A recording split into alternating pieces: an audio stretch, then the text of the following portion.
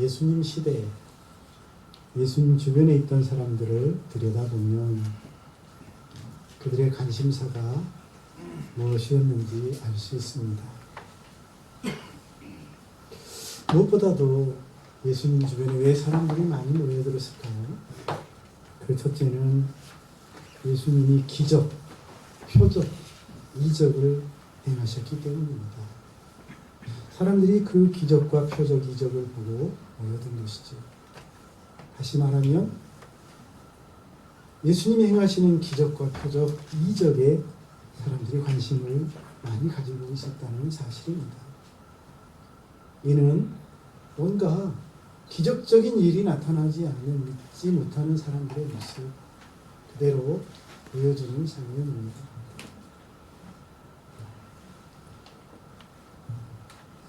예수님께서는 제자들과 주님 앞에 나오는 사람들 앞에서 많은 이적과 기적을 행했습니다. 병자도 고치시고 죽은 자도 살리시고 보리떡 5개와 물고기 2마리로 5,000명을 먹이시고 귀신도 쫓아내시고 무리를 걷기도 하시고 사람들은 그런 이적들을 보기 위하여 몰려들었습니다. 그러나 그렇게 모여든 사람들 앞에서 예수님이 강조하신 것은 기적이 아닙니다. 내가 이런 놀라운 이적을 일으켰다. 자신을 드러내기 위함도 아닙니다. 예수님은 그런 사람들 앞에서 십자가의 죽음을 말씀하십니다. 하지만 예수님이 그렇게 말씀하심에도 십자가의 죽음보다는 기적에 더 관심을 갖고 표적에 더 관심을 갖습니다. 그들의 마음이 쉽게, 그들의 관심사가 쉽게 바뀌지 않습니다. 두 번째는 예수님 주위에 모여든 사람은 세상 권력을 관심이 많았습니다. 예수님이 놀라운 이적을 행하고 많은 사람들이 모여드니 예수님이 새로운 왕조, 로마로부터 민족을 독립시키고 새로운 나라를 세울 것이라고 생각한 사람들이 많았습니다. 그래서 그런 시대가 되면 한 자리 차지하고자 모여들었죠. 심지어 예수님의 제자들도 마찬가지입니다.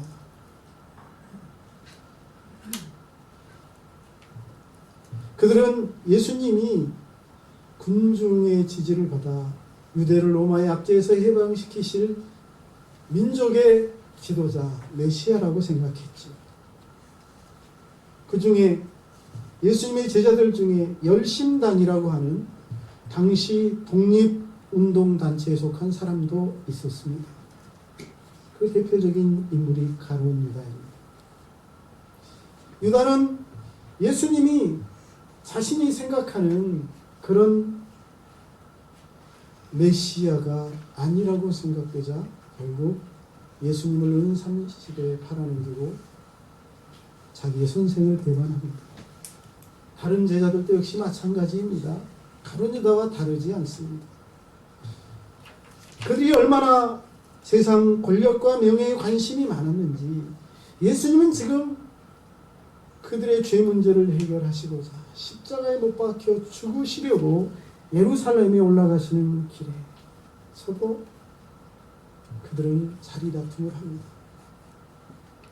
주의 영광 중에 임하실 때 하나는 주의 우편에 하나는 좌편에 앉게 해달라고 부탁하면서 말이죠. 이 말은 예수님이 이제 곧 권력을 잡으실 것 같으니 주님이 왕조를 세우시걸라 나를 총리나 비서실장으로 삼아달라는 말과 같습니다. 예수님께 이렇게 말하는 제자들도 한심하지만 몇몇 제자들의 그런 말로 인해서 제자들 사이에 싸움이 일어납니다. 더 큰 실망을 안겨주는 모습입니다. 그 모든 제자들이 다 그런 욕심을 가지고 있음을 보여주는 사건이기 때문입니다. 다시 말하면 제자들의 관심사는 바로 이와 같이 이적이나 표적 혹은 세상 권력에 대한 것이었습니다. 그러나 우리 주님의 관심사는 그들과 달랐습니다. 예수님의 관심사는 무엇이었을까요? 믿음입니다. 따라합시다. 믿음. 네, 믿음. 예수님이 사람들을 칭찬하시거나 책망하신 것은 믿음과 관련한 것입니다. 예수님은 베드로가 물에 빠지자 그를 건져주시면서 말씀하십니다. 믿음이 작은 자여 왜 의심했느냐. 예수님은 또한 내 집에 들어오심을 감당할 수 없다며 말씀으로만 하셔도 내 하이 낫겠다고 말하는 백부장을 보면서 유대인 가운데 이만한 믿음을 가진 자가 없었다. 이런 자를 본 적이 없다고 칭찬하십니다.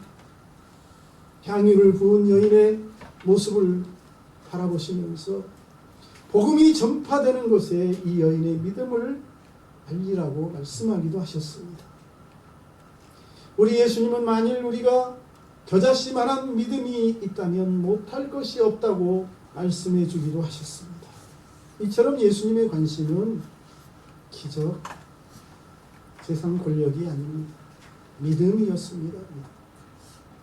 자기를 보러 온 많은 사람들이 믿음을 갖기를 원하셨고 그들의 믿음이 성장하기를 원하셨고 그들이 믿음의 열매를 맺는 사람이 되기를 원하셨다는 사실입니다.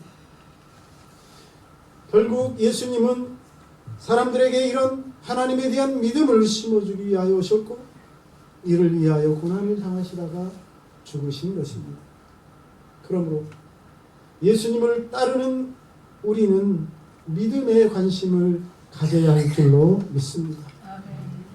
나에게 정말 예수 그리스도에 대한 믿음이 있는지, 나의 믿음은 얼마나 성장했는지, 나는 어떤 믿음의 열매를 맺어가고 있는지 끊임없이 자신을 돌아보아야 하겠습니다.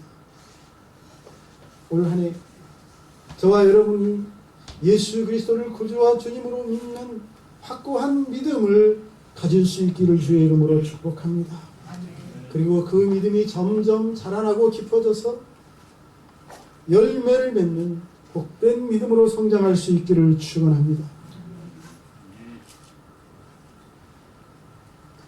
우리의 믿음이 성장하려면 어떻게 해야 될까요?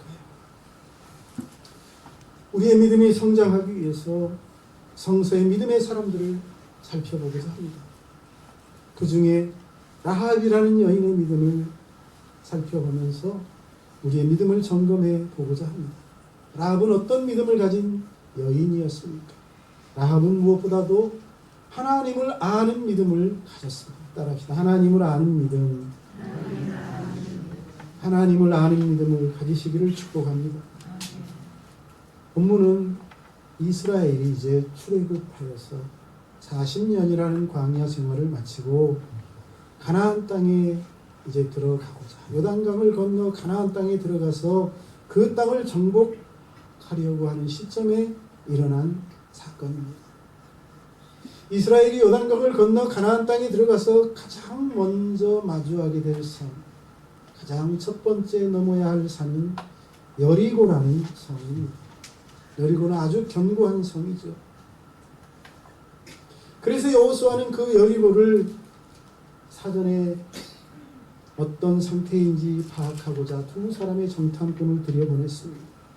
그 정탐꾼들은 여리고에 들어가서 라합이라는 여자의 집에 머물게 됩니다. 그때 라합이 그들에게 한 말이 본문 9절로 11절이 아니겠습니까? 라합은 여호와께서 이 땅을 너희에게 주신 줄을 내가 안다고 말합니다. 놀라운 얘기죠. 여호와께서, 여호와가 누굽니까? 그들의 하나님이 아니에요. 이스라엘의 하나님이라고 알려져 있지 않습니까? 너희의 하나님 여호와께서 이 땅을 너희에게 주신 줄 내가 안대요. 그래서 우리가 너희를 심히 두려워하고 이 땅 중이 다 너희 앞에서 간담이 놓고 있다고 말합니다. 그러면서 이런 말을 합니다. 너희가 애굽에서 나올 때 너희의 하나님이 너희 앞에서 홍해물을 말리시니 또 저 요단강 건너편에 바산왕 옥과 시온에게 행한 일을 우리가 다 들었다는 것입니다. 그들을 전멸시킨 것을 우리가 다 안다는 것입니다. 그래서 우리가 두려워하고 떨고 있다는 것입니다. 정신마저 잃었다는 것입니다. 그러면서 그녀가 말하기를 너희의 하나님 여호와는 위로는 하늘에서도 아래로는 땅에서도 하나님이시라고 말하고 있습니다. 여러분, 이 여자의 말을 음미해 보면 라합은 누군가를 통해서 이스라엘의 하나님과 하나님께서 이스라엘에게 행하신 놀라운 일들에 관하여 들었습니다. 그리고 이스라엘이 믿는 이스라엘의 하나님이 어떤 분이신지, 얼마나 크신 분인지를 깨달은 것입니다. 그리고 그 얘기를 듣고 이스라엘의 하나님이 참 하나님이시고 믿고 섬겨야 할 분이라는 사실을 알게 된 것이지. 다시 말하면 라합은 하나님을 아는 믿음을 가지고 있었다는 사실입니다. 하나님을 아는 이 믿음, 참으로 귀한 믿음인 줄로 믿습니다. 저와 여러분도 하나님을 진정으로 아는 믿음을 가질 수 있기를 축복합니다. 하나님이 얼마나 크고 위대한 분인지 여러분이 깨달을 수 있기를 축원합니다. 영국의 유명한 신학자인 제임스 패커라는 사람은 하나님을 아는 지식이라는 책에서 신앙인의 삶은 결국 하나님을 아는 지식에서 출발한다고 강조했습니다. 신앙인의 삶은 하나님을 아는 지식에서부터 출발한데 그렇습니다. 믿음은 하나님을 아는 것으로부터 출발합니다. 하나님을 아는 믿음은 어디에서 옵니까? 하나님의 말씀을 기록한 성경으로부터 옵니다. 하나님의 말씀으로부터 옵니다. 하나님의 말씀을 통하지 않고서는 하나님을 제대로 알 수 없고 깊이 알 수 없고 하나님을 알지 못하면 하나님을 믿고 신뢰할 수 없습니다. 그러므로 하나님을 아는 믿음은 하나님의 말씀을 가까이 하고 그 말씀을 배우고 연구할 때 갖게 되는 줄로 믿습니다. 성경은 하나님의 말씀을 기록한 성경은 인간이 무엇 때문에 잘못되고 사람이 무엇 때문에 실패하고 사람이 멸망한 원인이 무엇인지를 잘 알려주고 있습니다. 성경은 회개하지 않으면 망하게 된다고 말하고 있어요. 그러므로 우리는 성경을 통해서 회개하는 것이 사는 길이라는 것을 깨닫습니다. 성경은 비전이 없는 백성은 멸망한다고 말합니다. 성경이 말하는 비전이 무엇입니까? 하나님의 나라인 줄로 믿습니다. 우리 하나님이신 줄로 믿습니다. 영원한 생명인 줄로 믿습니다. 하나님의 나라에 대한 꿈, 영원한 생명에 대한 비전이 우리를 살게 하는 힘입니다. 그러므로 우리는 바로 그 꿈과 비전을 가지고 살아가야 할 줄로 믿습니다. 또한 성경은 하나님을 아는 지식이 없으면 멸망한다고 선언하고 있습니다. 하나님을 아는 지식을 갖지 못하면 망한대요. 호세아 선지자가 바라보았던 이스라엘 백성들의 모습이, 그 시대 이스라엘 백성들의 모습이 바로 그런 모습이었습니다. 하나님을 알지 못함으로 스스로 멸망의 길을 달려가고 있는 모습 말입니다. 결국 그들은 하나님을 제대로 알지 못했기에 멸망하고 역사에서 사라집니다. 그래서 호세아는 이렇게 말했습니다. 그러므로 우리가 여호와를 알자. 힘써 여호와를 알자. 할렐루야. 저와 여러분이 살아계신 하나님을 발견하고 하나님을 깊이 아는 한 해가 되시기를 주님의 이름으로 축복합니다. 하나님을 아는 것, 그것이 사는 길입니다. 하나님을 아는 것, 그것이 형통하게 되는 길입니다. 하나님을 아는 것, 그것이 축복의 길인 줄로 믿습니다. 하나님을 알려면 하나님에 대해 말하고 있는 성경을 가까이 하고 읽고 듣고 배우고 연구해야 할 줄로 믿습니다. 믿음의 사람이라고 말하면서 성경을 가까이 하지 않는 사람, 참 믿음의 사람이라고 말할 수 없습니다. 하나님을 알지 못하면 참 믿음에 이를 수 없기 때문입니다. 그러므로 올 한 해는 하나님의 말씀을 깊이 알고 하나님의 말씀을 통해서 하나님을 체험하는 한 해가 되시기를 축복합니다. 다음으로 라합은 하나님을 아는 믿음을 가졌을 뿐만 아니라 행동하는 믿음을 가진 여자였습니다. 따라합시다. 행동하는 믿음. 오늘 이 자리에 오신 모든 우리 교회 성도님들이 행하는 믿음을 가지시기를 축복합니다. 성경은 라합이라는 여자를 소개하면서 그녀의 믿음이 행하는 믿음이라는 사실을 보여주고 있습니다. 즉 라합은 하나님에 대해 듣고 아는 것에서 머물지 않습니다. 그녀는 하나님을 아는 지식을 가진 그 상태에서 만족하지 않고 이제는 적극적으로 행동으로 옮기고 있습니다. 먼저 그녀는 이스라엘의 정탐꾼들을 자기 집에 영접합니다. 당시 모르는 외부인을 집에 들였을 때 그들을 영접하고 집에 초청했을 때 당국에 신고하지 않는 것은 아주 위험한 행동이 아닐 수 없습니다. 여러분, 라합이라는 여자가 정탐꾼을 집에 들인 이유가 무엇입니까?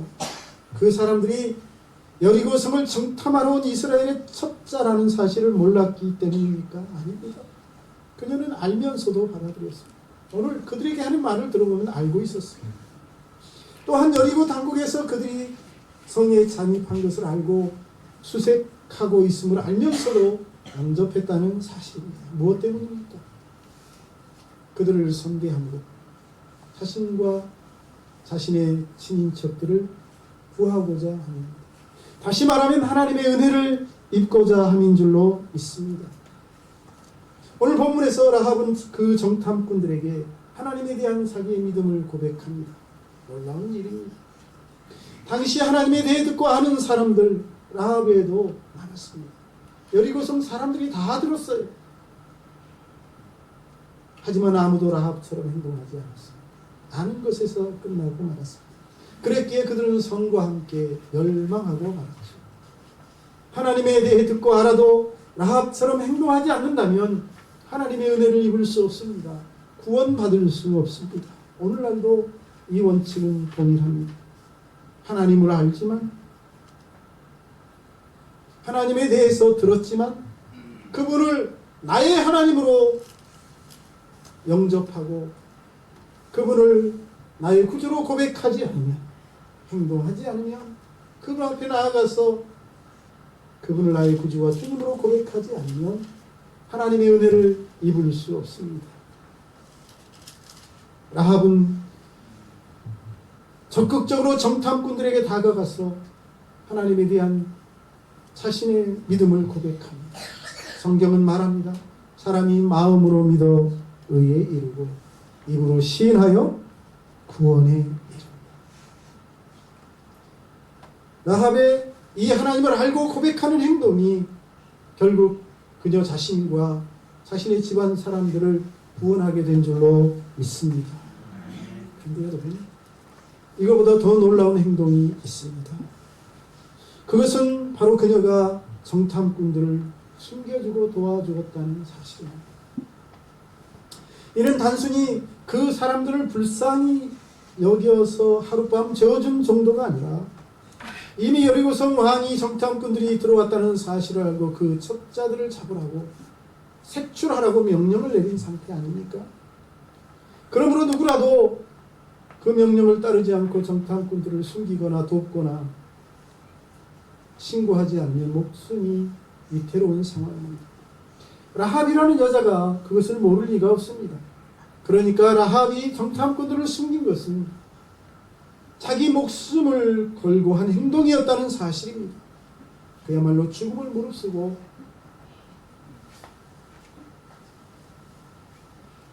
하나님의 백성 이스라엘 사람들을 숨긴 것입니다. 그녀가 그렇게 한 것은 그렇게 하면 하나님이 자신에게 불쌍히 여겨서 은혜를 베풀 것이라는 믿음이 있었기 때문일 것입니다. 믿음이 없이는 할 수 없는 행동이었단 말이죠.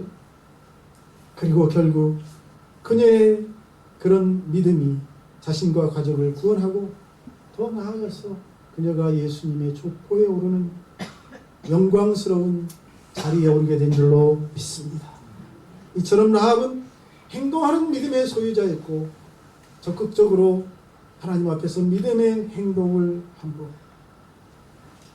구원을 받고 하나님의 영광에 이른 줄로 믿습니다. 히브리서 11장에서는 라합에 대해 이렇게 말합니다. 믿음으로 기생 라합. 믿음으로 기생 라합은 정탐꾼을 평안히 영접하였으므로 순종하지 아니한 자와 함께 멸망치 아니하였도다. 분명하게 밝히고 있죠. 이 말씀은 라합의 믿음을 단 한 줄로 정리하는데 가장 강조하는 것이 무엇입니까? 행동입니다. 행동. 라합은 믿음으로 정탐꾼을 영접하고, 그렇죠? 라합은 믿음으로 정탐꾼을 숨겨주어서 그것 때문에 그가 멸망하지 않았다는 것입니다. 야고보서도 라합의 행동하는 믿음에 대하여 말합니다. 또 이와 같이 기생 라합이 사자를 접대하여 다른 길로 나가게 할 때 행함으로 의롭다 하심을 받은 것이 아니라. 뭘로 의롭다 하심을 받았다고요? 행함으로. 바로 그런 행함으로. 야고보서는 유독 행위를 강조하는 성경입니다. 그래서 행함이 없는 믿음은 죽은 것이라고까지 말하는 성경이 아닙니까? 그만큼 신앙인의 행위를 강조하는 야고보서가 행동하는 믿음의 사람의 표본으로 라합을 꼽을 정도입니다. 여러분, 믿음은 행동입니다. 행함이 없는 믿음은 죽은 믿음입니다. 우리는 성경도 알고 하나님도 잘 압니다. 하나님에 대해서 너무나 많이 들었습니다. 예수님이 어떤 분이신지 어떤 일을 하셨는지 다 알고 있습니다. 어떻게 사는 것이 복을 받는 길이고 어떻게 사는 것이 하나님이 기뻐하는 삶인지도 압니다. 하지만 아는 것으로는 복을 받을 수 없습니다. 배운 것만 가지고는 하나님의 은혜를 입을 수 없습니다. 복을 받는 것은 행동할 때인 줄로 믿습니다. 배우고 하는 것을 행위로 옮기지 않으면 하나님의 은혜를 입을 수 없다는 사실입니다. 그러므로 우리에게 가장 중요한 것은 우리가 배운 그대로 행동하는 믿음입니다. 그리고 그것이 참된 믿음인 줄로 믿습니다. 구원에 이르는 믿음인 줄로 믿습니다. 저와 여러분이 올 한 해 행동하는 믿음을 통해서 복을 받는 한 해가 될 수 있기를 주님의 이름으로 축원합니다. 아멘. 마지막으로 라합은 약점을 극복하는 믿음의 사람이었다는 사실입니다. 따라합시다. 약점을 극복하라. 약점을 극복하는 사람. 성경에 나오는 인물들은 결코 우리와 다른 인물들이 아닙니다. 물론 시대는 다르고 그들이 살았던 문화와 사는 모습은 달랐겠지만 그들도 결국 우리와 같은 사람입니다. 성경은 구약의 가장 위대한 예언자였던 엘리야를 소개하면서 그가 우리와 다를 바 없는 사람, 우리와 성정이 같은 사람이라고 말하고 있습니다. 엘리야도 우리와 같이 허물과 실수, 약점을 가진 사람이었다는 뜻입니다. 어쩌면 성경에 나오는 인물들은 우리보다 더 많은 문제와 함께 핸디캡과 약점을 가진 사람들이었음을 알 수 있습니다. 그러나 중요한 것은 그들은 그 모든 약점을 잘 극복하고 이겨냈다는 사실입니다. 오늘 믿음의 전당이라고 할 수 있는 히브리서 11장에 나오는 성경의 인물들은 그래서 그런 약점을 극복한 인물들, 바로 그 단점을 극복하고 핸디캡을 극복하고 우뚝 선 사람들에 대한 기록입니다. 그리고 그 사람들 중에 대표적인 인물로 라합이 들어가 있습니다. 사실 라합은 믿음의 전당에 오를 만한 사람이 아닙니다. 믿음의 전당에 나오는 사람들을 보면 모세의 뒤를 이어 여호수아가 기록되어야 함에도 여호수아에 대해서는 그렇게 주목하고 있지 않습니다. 그 대신 라합을 언급하고 있다는 사실입니다. 여호수아에 대해서는 여리고 사건을 강조하면서 개인이 아니라 이스라엘 전체의 믿음, 말합니다. 다시 말씀드리면 히브리서 11장에서 모세에 이어지는 인물이 여호수아가 아니라 라합으로 연결되고 있습니다.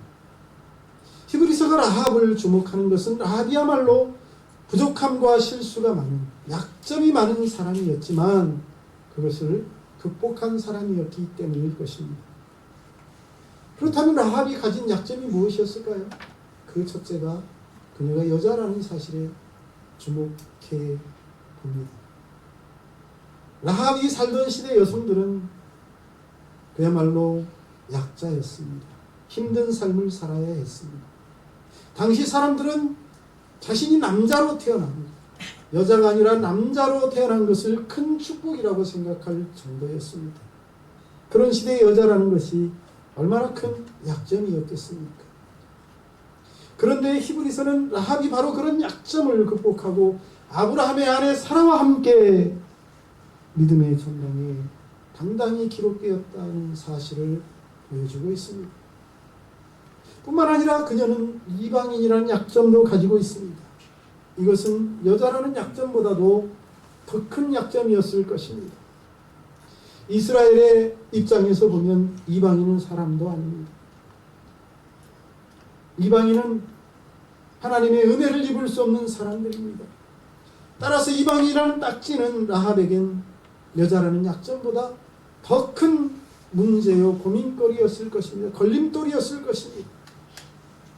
그녀가 아무리 하나님에 대해 잘 알아도 자기와 같은 이방인에게 구원이 임하고 이스라엘이 여리고를 정복할 때 이방인인 자신을 살려줄 것이란 기대를 갖기가 어려웠을 것입니다.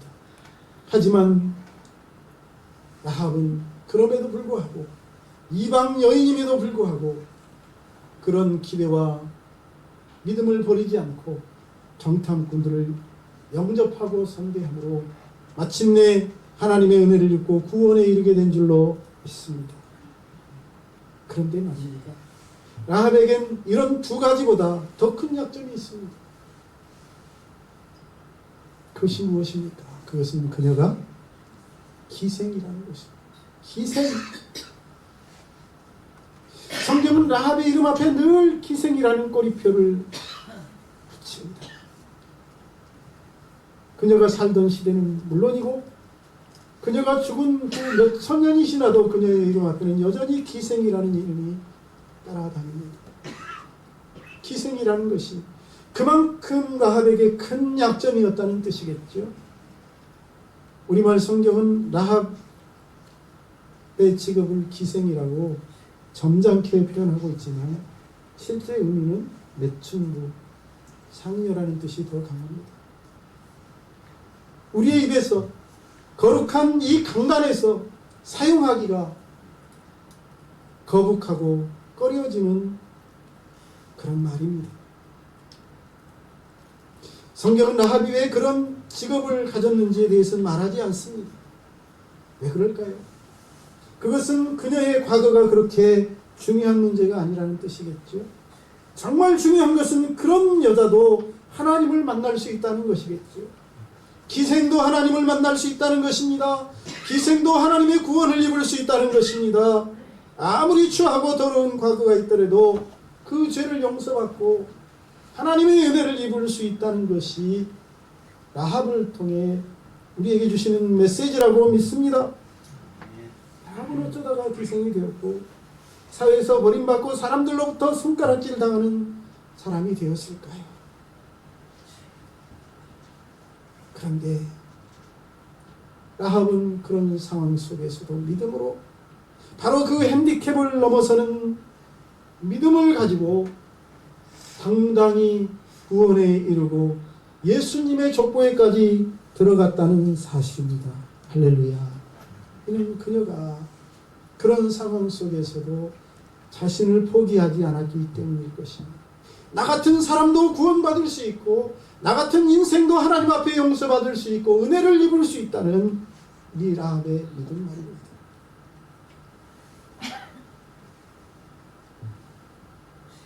기생이라는 신분은 그녀가 평생 짊어지고 가야 할 꼬리표요 극복하기 힘든 약점이었지만 그녀는 그것을 극복하는 믿음을 가졌습니다.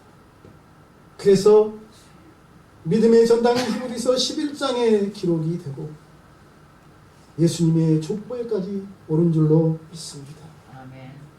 자, 사랑하는 여러분, 세상에 약점이 없는 사람이 없습니다. 그러므로 저와 여러분도 역시 약점을 가진 사람입니다. 하나님은 우리를 완벽한 인간으로 만들지 않았습니다. 약점 때문에 고민하지 마십시오. 약점은 누구에게나 있습니다. 핸디캡은 누구나 가지고 있습니다. 아무리 숨기려고 해도 감춰지지 않는 약점, 아파하고 힘들어하고 몸부림치고 눈물 흘리며 괴로워하는 약점이 있습니다. 하지만 오늘 라합은 우리에게 말합니다. 우리에게 그런 약점들이 있지만 얼마든지 이겨내고 극복할 수 있다고. 바로 이것이 라합을 통해서 주시는 메시지인 줄로 믿습니다. 나는 약하지만 하나님은 강하시다고. 나는 부족하지만 하나님은 부족함이 없으신 분이라고. 나는 힘이 없지만 하나님은 놀라운 능력을 가지신 분이라고 라합은 우리에게 외치고 있습니다. 저와 여러분이 라합이 만난 이 하나님을 만나는 한 해가 될 수 있기를 주님의 이름으로 축복합니다. 우리가 하나님을 믿으면서 바로 이런 하나님을 체험하지 못한다면 진정한 믿음이 아닙니다. 하나님은 약점투성인 나와 같은 사람을 부르사 그 양점이 강점이 되게 하시는 놀라우신 분이신 줄로 믿습니다. 이제 말씀을 정리합니다. 2025년 새해를 시작한 우리는 라합과 같은 믿음으로 한 해를 달려갔으면 좋겠습니다. 무엇보다도 올해는 하나님을 아는 더 깊은 믿음의 경지에 이룰 수 있기를 축원합니다.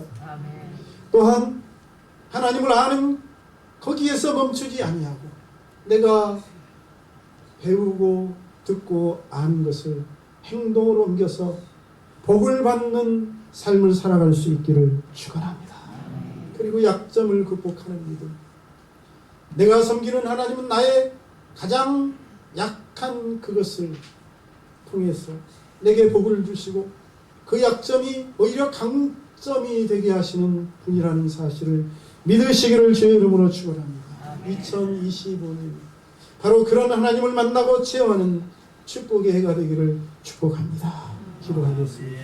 살아계신 하나님, 오늘도 하나님의 말씀을 통해서 우리가 가져야 할 믿음, 이 악하고 음란한 시대를 살아가고 죄악된 세상을 살아가는 우리가 가져야 할 믿음이 무엇인지를 명확하게 보여주시니 감사합니다.